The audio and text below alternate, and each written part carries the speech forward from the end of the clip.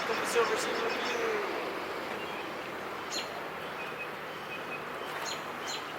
Right.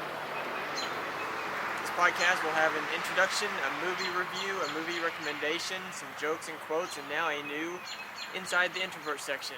So all the times and stuff will be listed down below. If you want to skip to any section, feel free.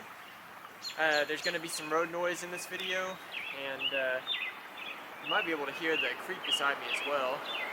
If anything's too loud, I'll just stop talking until it goes by. At least it's not going to be a continual thing.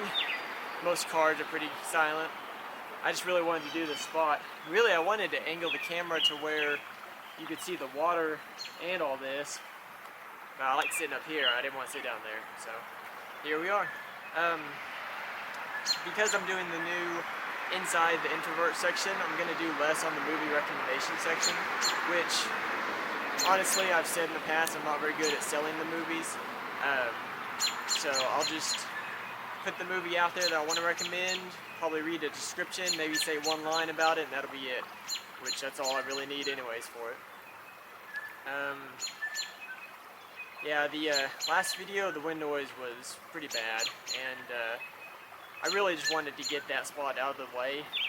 Another thing with when I switch to doing just audio, it'll be much better, is I really like the scenery and the area that I position myself for, like pictures and stuff, and a lot of times the audio doesn't work out. So like this position, I could put the camera back there, angle it exactly where I want, and take pictures of myself in it, and then I could just walk around further away from the traffic and it would be a lot better. So I think audio will be a lot better whenever I switch to that, but that's why I wanted to do that last spot even though it had wind noise. It was known as a windy place. I got to wear my Chewbacca outfit today for May the 4th be with you, and got to wear it at work all day. You'll see a picture floating around me somewhere, and may even do more than one picture. And that was pretty cool. It was super hot, and we had a costume contest, and I got second place, so I got like a bunch of cars going by all at once. I got a Yeti mug that had Darth Vader on it and some other people, so that was pretty cool. Not as many people dressed up as they usually do. It's usually this one's an annual thing. We try to switch up at work the different events that we hold, but this one's a pretty regular one, so it was still pretty cool. Got to be Chewbacca all day, everywhere I went. Everyone's, hey, Chewie! If you've ever wondered, SilverC stands for Silver Cobra. That is my gamer name. When I was in junior high, yeah, it was junior high, I got tired of always trying to think of a name. I'm not creative, and because I'm such an introvert that I just kind of, it takes me a while to think of something. I can't come up with it on the spot. Like, especially if someone says, what's your favorite? I want to think about it for a long time, because if I say something, then 5 minutes later I'm going to be like, actually I like this better, and it's just a continual process. I like to be able to think about it. So I spent like 3 hours trying to think of the perfect name, for me at least, so that way I would never have to think of another name again, and I came up with Silver Cobra, and just more of the actual animal, a cobra, and it being silver is what I was imagining. And I've used it all throughout, I mean, up to this point. I mean, my photography is called SilverC Photography. This is called SilverC Review. Any gamer name, I always use Silver Cobra if I have to name my character. And that's where it came about. I mean, in high school, I had a SUV, and on the front of it, it said Silver Cobra, and then on the back of it, it said Halo 2, because that was the highlight of my high school. Yep, that's where the name comes from. I read an article the other day that talked about not living by quotes, and that's what the title really caught me, because I was like, what do you mean you don't want to live by quotes? That's perfect, and I mean, that's what I'm always advising people to do. And I went through and read it, and I felt like it was kind of contradicted itself, and it was just not worded very well, but I mean, it talked about how, I think it was mainly saying, try not to be a leader by living through other people's quotes. And I can kind of see that, like the whole live to be quoted, not by quotes or something. But that's mainly only if you're wanting to be a leader. I mean, not everyone, I hate being a leader. I only do it when there's no other leader around and I don't have a choice. Like, if it gets to a point where I'm like, okay, this is annoying, then I'll go ahead and take over, but mostly I like to just sit back and let other people handle things. But it talks about, what else? At one point it said you're supposed to utilize the wisdom in quotes. If you're living by quotes, that's utilizing the wisdom in quotes. I mean, that's the whole point of it, and that's why quotes are popular, is because they have a lot of meaning behind them. So I'm still going with you should live by quotes. So a few movies that I watched recently. Flatliners, give that one a 4 out of 10. It's worth a watch. I wasn't expecting it to go in the direction that it was going. I guess I didn't know what it was supposed to be about, but not too bad. Moana, 8 out of 10. That one's already in my collection. Like I said, I'm watching some of those. Not really sure what the movie could have done better. It's a really excellent movie, but just not quite there for me. But it's still really good. So anyways, we're going to go on to the movie review. This one's going to be Rampage, giving it a 5 out of 10. And there's going to be spoilers, if there's anything to spoil. I don't remember. But if you haven't watched it, you may want to watch it first. I recommend at least watching it once. And I love playing the Rampage video game. I can't remember if I had it on a console system or if I just played it like arcade style. But I do remember when I was younger playing it quite a bit, being able to go up the buildings and smash stuff, and it was a lot of fun. So when I saw they were making it into a movie, I was really excited. Had a good action opening. A little strange, the creature that it was strange, because I mean, they don't really go into a lot of explanation. At one point they call it a pathogen, and I may not have been paying a lot of attention to the very beginning, but it seemed like that was a creature of its own, not some sort of pathogen that was taking over other creatures. And I'm not sure what it would have taken over in space, so that was a little weird, but not too bad. The monkey with a sense of humor was a little strange. It plays off a lot better in the ending, but starting off, that was kind of weird, and definitely him flipping the other person off, that was stupid and not funny at all. The trailers that I watched, maybe I watched several trailers, because I know they like to put out multiple trailers with different scenes in it, but man, they didn't leave much out of the trailers. I mean, at least the first third of the movie, there was nothing new that I hadn't seen in the trailer, and I mean, it's not necessarily a bad thing, but it was just like, why would they put that much stuff in the trailers? I usually don't notice or comment on things like this, but I thought it was kind of weird how you had the evil, smart woman and the dumb male sidekick, and then you had the big, bulky male, the good male person, male lead, and then he was having to protect his female, good sidekick, and it was just weird that they were portraying the stronger woman as evil and the other good woman not nearly as much compared to the guy. So,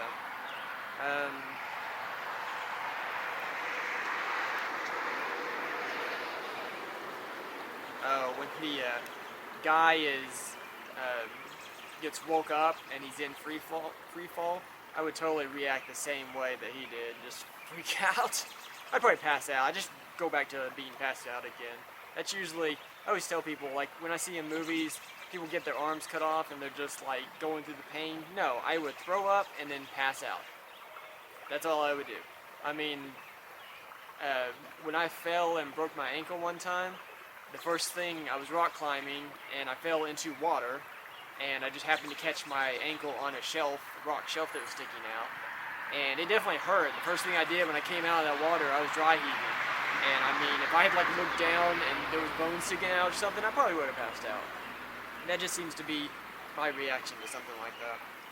But good on the people that don't immediately pass out. The line, they shot at us, they missed, I shot at them, I didn't miss. That was totally a Rock type of line. Like, I can't see anyone else delivering a line like that. I feel like he actually was like, hey, we should use this line. Because it feels like that's just his personality, the type of lines that he delivers. They destroyed the buildings in a very similar way to the video game, and I have a lot of respect for when movies that are based on something like that stick to it very closely. And because I mean, like when they were climbing it, in the video game, it was like each window or each section of the building was breakable, so you could like break one little section, go up a little bit, break the next section, and that's kind of how when they were climbing up them and stuff, that's how it looked, and that was very cool. I appreciate it. For some reason, bugs are attacking me. I wonder if that's going to be a problem in the summer. Hadn't thought about it.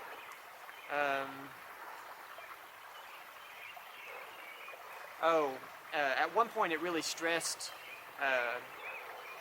can't remember which one it was. One of the creatures ate somebody, and it kind of like zoomed into him as if the person was being dropped, and I think in the video game, when you ate people, you either got health back or you got more time. I can't remember if there was a time limit or something, but I know you could eat people in the video game, and that was really stress, so I thought that was another cool thing they did. The scene that had the helicopter in it, I just combined two movies in my head, sorry. So anyways, the scene where they get in the helicopter and they fall, now that is following this style. And I'll give you bonus points if you know what movie that's from.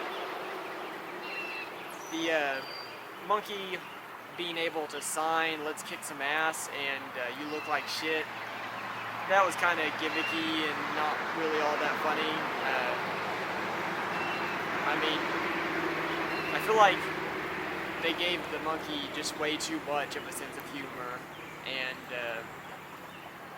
like you just wouldn't, if you were teaching a monkey sign language, you wouldn't teach them stuff like that, or you would have to give them like a large vocabulary and then let them pick for something like that to actually be humorous. So still wasn't completely sold on that, but I will say the last time when he flips him off, that was actually funny. That was well placed, and I can kind of not be hard on the first time that they did it because that kind of set it up for the last one. I don't know if the last one would have been as funny if they hadn't done the first flip off. And also the sex joke the monkey does at the end, that was also hilarious. Like I really wish the entire movie had been that funny because the ending was great, and that's even what led me to giving this a 5 out of 10 instead of something lower because of the ending. It finished strong, and that's what killed the last movie, Pacific Rim Uprising. I probably would have added it to my collection, but the ending to it, they did not finish strong. They tried too hard to be funny on the ending on that one and failed, so I'm a big person on endings. I mean, that's the last thing you see of the movie, so got to make it good. And there was one year when I was growing up, my friend and I commented that there was like a string of movies, and they all kept ending very badly. Like, it was destroying the movie based on the ending, and there were a whole bunch of them in a row. It was really weird. So I'm glad they kind of got that figured out, but it was weird because we both noticed it. So anyways, that's going to be it for Rampage, 5 out of 10. Going to go on to the movie recommendation. This one is The One, a 2001 movie. It's got Jet Li and Jason Statham, and in a dual role, Jet Li is a police officer confronted with a sinister form of himself, escaped from an advanced parallel universe. In a fateful battle between good and evil, he must examine the evil hidden within himself. And I don't think this will spoil too much of the movie, but essentially there's a whole bunch of universes in it. It's kind of a sci-fi fighting movie, and there's a copy of each person in each universe, and the power or the strength or whatever you want to call it is split between all those people. So if one of them dies, it gets redistributed, so the more of them that die, those few that are left get more powerful. And that kind of goes through the movie where the one that doesn't know about it just keeps getting stronger, and then he's finally confronted with the one that does know about it that's actually going to the universes, killing them. And then it becomes just a battle between those two, and it's really cool because he's Jet Li, but he's got superpowers essentially. Like, he's super strong, fast, all that stuff. He can travel between universes, so it's definitely got a sci-fi feel to it, and it is an excellent movie. Okay, I've said everything that I wrote down without reading. So anyways, that's going to be it for the movie recommendation. Oh no, my phone. My phone's going to magically appear in the screen because I forgot that I needed it for this. Voila! And it's also going to magically disappear. So anyways, we're going to go on to jokes and quotes. And naturally the ad thing has to pop up when I do it. This will be another awkward one, yay! I can't trust all trees. Some of them are kind of shady. I was addicted to soap, but I'm clean now. There we go. That wasn't too bad. Alright, on for the quotes. There's no time to be bored in a world as beautiful as this. And I mean, man, look around you, there's so much beauty. It really drives me insane when people sit around like I'm bored, and that just to me is a lack of effort. And there's so much to do that I could retire tomorrow and never be bored. I mean, constantly so much out there to watch, so many places to explore, so many hobbies you could try. There is just so much to do out there, and anyone can find something that they enjoy doing. So don't ever say you're bored, because you're just not trying hard enough if you are. Now, I'm saying within your own constraints. Like, you can be bored if you're in a situation that you can't get out of, like sitting in the DMV or something like that, but just like on an average day when you have free time, don't ever say you're bored, because there's stuff out there you could be doing to satisfy or make you happy and all that stuff. So the other quote, we worry about tomorrow like it's promised. And so many people sit around and think about the future and what's going to happen, and I mean, you could be in a car accident and be gone. So it's not easy to do, but always try your best to stay in the present moment and enjoy everything around you.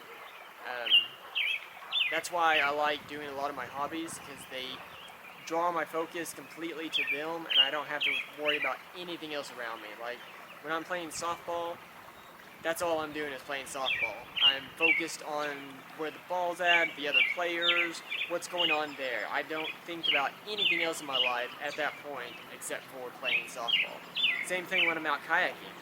I don't think about anything else when I'm out kayaking. It's just going down the river and everything that's around me. So it's easier to find a hobby that can center you around just that hobby, something that completely absorbs you. But even if you can't, I mean, you can always do meditation as well. I think a lot of people would be surprised how meditation really works. I mean, I think it's called mindful meditation, but essentially you just sit down and you think about one thing. And a lot of people use breathing. You don't have to make any noises. You don't have to sit in any weird pose or anything like that. You just sit down and think about your breathing in and out. And you would be extremely surprised how much your mind wanders.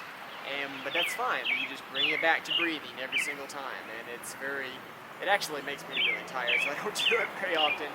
Because I don't have trouble sleeping, so I don't need to do it like at nighttime. But that could be something that centers you and helps you focus on the moment. But there's a lot of ways out there to do it. So we're going to go on to my news section. I'm calling Inside the Intorvert. I don't know, I'm sure I've said it before, but I am a textbook introvert, and I thought it would be interesting. I've been reading a lot about introversion, and I wasn't really aware that not a lot of people knew about it, and even the people that are introverted, they thought there was something wrong with them, and a lot of people seem to think that we live in an extroverted world, and I'm not completely sold on that, but I don't know, I just thought I'd go through some of the scenarios that I get myself into, or experiences, I guess, that I don't think a non-introverted person would be in. And we'll start off with today. Because I'm living in a different county, I had to redo my assessment for this year. and it had to be done fairly soon. So I went down, the place closes at 4:30, and I'm like almost an hour away, so I had to go in early so I could get off early so I could get here. Made it here on time, and I walked in, and there's no number system. Like, the city I'm from is big and this city is tiny, and where I go in, you take a number, and there's no number system in this place. And I just stood there. I didn't know if there was a line, there were people sitting down, but I didn't know, there was no organization. And for me being an introvert, that drives me insane. And so I just stood there, and she finally, one lady's at the desk said, if you want to have a seat, we'll help you in a minute. So I go sit down, and there was only there were two other people in there, and one of them was already being helped. And when she finally finished, she said, all right, who's next? And the guy that was in there before me looks at me and was kind of like, do you want to go? I was like, no, you were here first. I couldn't understand why he was even, stuff like that for an introvert drives me nuts. Like, you're here first, just go. Be orderly about it. So that dude took forever. Like, he had so many problems. I was having to make phone calls, and nothing was working out for him. So that was annoying. And the other person that was up there was taking forever. And by the time they finally finished that person, it had been about 25 minutes. And that person left, and she was about to finish up the guy that was in front of me, and then she finally called out. I get up there. It wasn't even the right building. The city I'm in, it's all in the same building. Apparently this little city, they have like a building next door that I was supposed to go to. So I wasted all that time. And the entire 25 minutes I'm sitting there, other people have come in. So now I'm running through the scenario in my head of what happens when she calls, who's next? Like, am I gonna get up at the same time one of these other people gets up? Maybe they didn't see me when they came in. Is there gonna be like an argument? It drives me nuts. It's just, I'm constantly running through the scenario. I just want to get it over with, is mainly what it is. So I gotta sit there for 25 minutes thinking about something like that. And it wasn't even the right place. So, I don't think extroverts have to think about stuff like that all the time. That was my introverted thing for today. And I just said a whole lot of this without reading it, so I'm gonna have to go back and read what I wrote.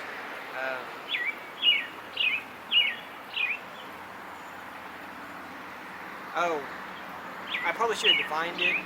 Introverts are people that spend energy on like social interaction, and an extrovert is someone who gains energy from social interaction. So for an extrovert,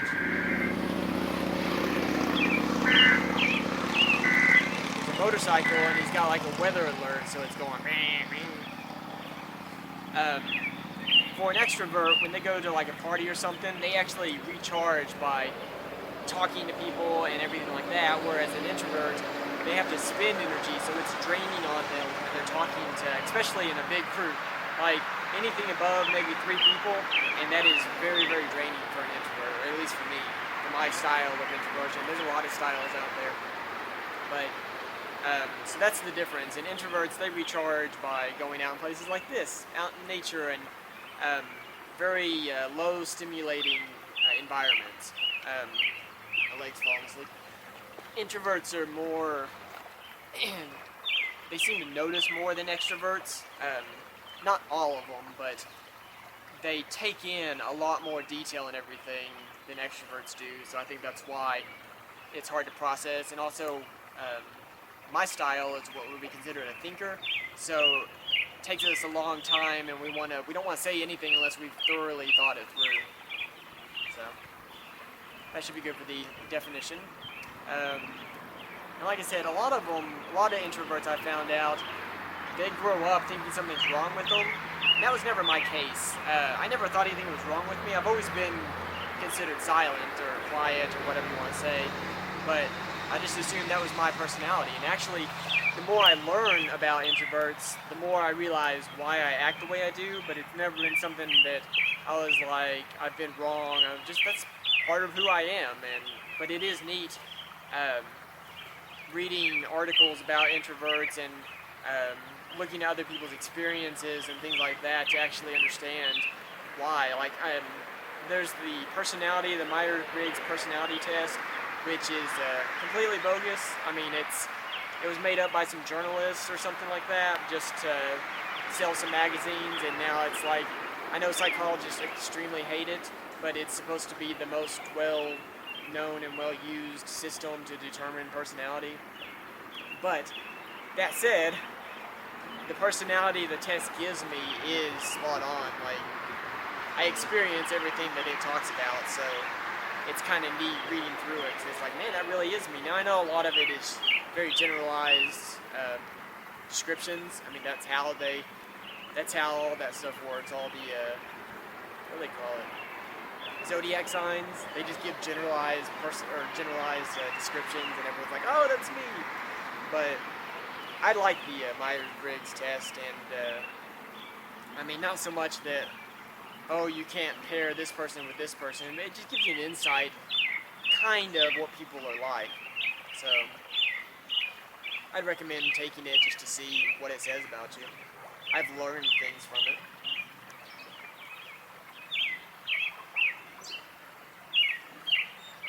You should know by now that I like to go into great detail and explain why I do everything that I do. I mean, I've done that quite a bit throughout my short series that I've done so far, so especially even explaining why I'm doing this section now and everything like that. So that for me is part of what causes these experiences to come up. A lot of times you don't have enough time to explain, or it's just not appropriate to go into great detail. So I end up just like half explaining something to somebody, and then I think about it forever afterwards. So that's part of why it all happens. Like the other day, I got done with softball practice, and one of the girls on the team asked me to go to a restaurant with her, or with them, and I declined, and I told her that I was living in a place that's like an hour away. I just said the name of the place because she knows, and she was kind of like, oh, okay, like she had no clue. And I wanted to message her later. I was like, wanted to message her and be like, I really appreciate you inviting me. This is kind of a temporary thing that's going on, and this is why I'm having to live out here, but like I just wanted to explain. I felt bad. I knew she didn't care, and she definitely wasn't thinking about it any time after what I said, but I was for days afterwards thinking I should explain why I had to decline because I felt bad. But that's an introverted state, or a trait. I've mentioned that I do manual labor jobs, and there's one guy that I've worked for him about 3 times, and the first time he paid me an appropriate amount. The second time I spent about double the amount of time there, so I asked him to raise the amount just a little bit. Because I'm more of I like to be paid on an hourly basis. I just noticed there's a cop car sitting over there.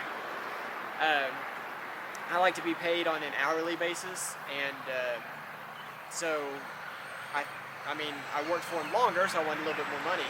But this last time I was there, it was raining, so I couldn't continue working outside.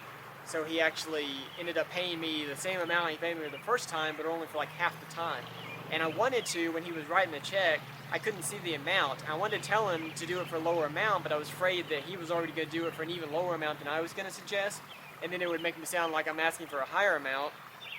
And then it ended up screwing me up because he gave me a super high amount, or higher than I planned on. So, again, that was something that I should have just said something, but there was so much going on in my mind that I decided not to, and hopefully I'll work. Alright, I'm back. I must be right at that 30-minute mark. I kind of thought I was, and I was trying to rush through, and I was so close to finishing, so in case I missed anything, I don't know exactly where it shut off. I should have listened to it when I was over there, turning the camera back on. But anyways, we're just going to say that I finished the introverted section, and if I missed anything, I will put it in the next one. So I'm going to stop mentioning the next movie because I never know what it is. No one really cares, so I'm just taking out that line completely. If you're listening to this, you can see my video, or you can watch the videos on YouTube. It's got all my episodes. You can listen to the older episodes on Buzzsprout.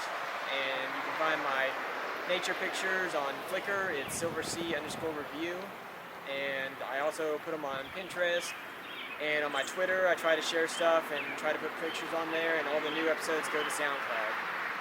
So that's gonna be it. Take care.